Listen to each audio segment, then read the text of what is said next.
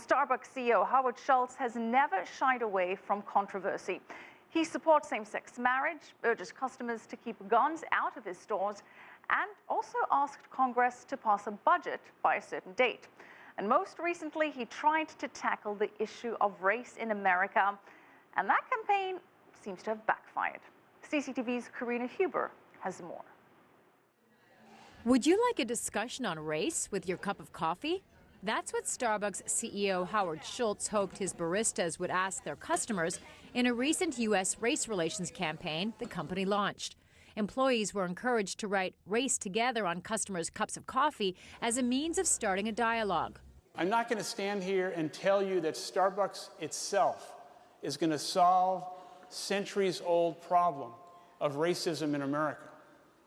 But I am going to tell you that we're going to try and demonstrate a level of respect, of leadership and concern that we can make a difference. Reaction to Starbucks' campaign has been as swift as a jolt of coffee.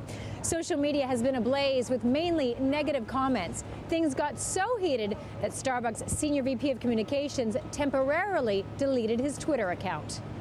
Not sure what Starbucks was thinking. "I don't have time to explain 400 years of oppression to you and still make my train," read one tweet.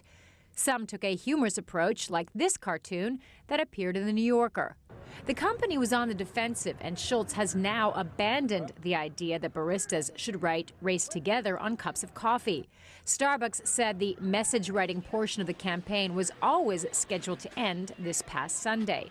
In a letter to employees, Schultz wrote, quote, "While there has been criticism of the initiative, and I know this hasn't been easy for any of you, let me assure you we didn't expect universal praise." Branding consultant Larry Oakner says getting untrained employees to start the conversation was not a good idea, but he thinks Schultz's intentions were sincere. I think he's well-meaning.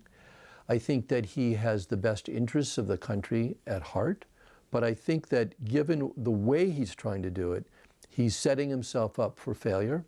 The company denies it has caved to the negative reaction and says it will continue the dialogue on race through company open forums and by co-producing a series with media firm USA Today. Karina, CCTV, New York.